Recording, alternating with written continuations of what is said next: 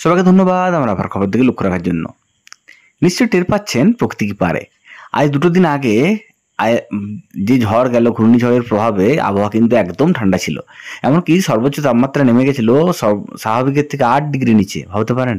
আর সেই গরম, সেই নিম্নচাপ কেটে যাওয়ার পর কিন্তু আজকের গরমটা অসহনীয়, অসহ্যকর।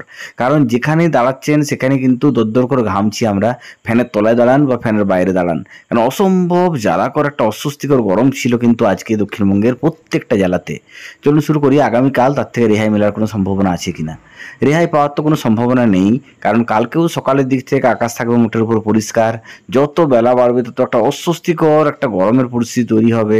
সে গরমে হয়তো তাপমাত্রা কম থাকবে, কিন্তু একটা অসহ্যকর ঘর্মাক্ত গরম থাকবে কালকে পুরোটা দিন দক্ষিণবঙ্গের বিভিন্ন এলাকায়।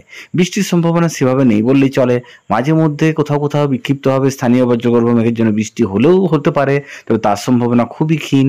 বা তাতেও যে রেহাই মিলবে তা নয়, যদি হয়ও কোনো এলাকায়। মোটের উপর যেটুকু বলতে পারি, কালকে কিন্তু সারাটা দিন থাকবে অসহ্য জ্বালাকর একটা গরম। তাপমাত্রা কম থাকবে, তাপমাত্রা থাকবে 38 থেকে 39 ডিগ্রি কাছাকাছি পশ্চিমাঞ্চলের জেলাগুলিতে। কলকাতা সহ কোনো এলাকায় তাপমাত্রা ঘোরাফেরা করবে 35 থেকে 36 ডিগ্রি কাছাকাছি। কিন্তু যেটা হবে সেটা হচ্ছে হিউমিডিটি বাড়ার জন্য, অর্থাৎ আর্দ্র আবহাওয়ার জন্য কিন্তু ঘর্মাক্ত গরমের পরিস্থিতি তৈরি হবে পুরো দক্ষিণবঙ্গ জুড়েই।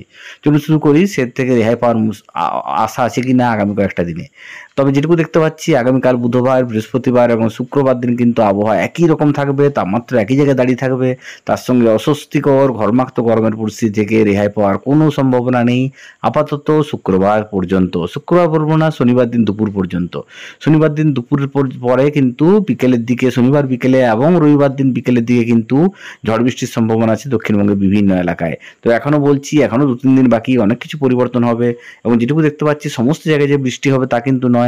বিক্ষিপ্ত হবে কালবৈশাখী যে বৃষ্টি হয়, ঝড় বৃষ্টি, সেটা কিন্তু সব জায়গায় সমপরিমাণ হয় না। কোথাও বেশি, কোথাও কমই কিন্তু বৃষ্টির সম্ভাবনা আছে শনিবার এবং রবিবার দিন বিকেল থেকে সন্ধ্যের মধ্যে।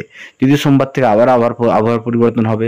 পরে যেটুকু দেখতে পাচ্ছি, আগামী 2-3 দিন কিন্তু অসম্ভব গরম থাকবে আমাদের দক্ষিণবঙ্গের প্রত্যেকটা এলাকাতে। শনিবার বিকেলের পর থেকে কিন্তু বৃষ্টির সম্ভাবনা তৈরি হবে। রবিবার দিনও কিন্তু বিকেলের দিকে ঝড় বৃষ্টির সম্ভাবনা আছে কোনো কোনো এলাকায়। তবে এখনই বলবো না কোনো এলাকায় বৃষ্টি হবে, কারণ এখনও 2-3 দিন বাকি, অনেক কিছু পরিবর্তন হবে।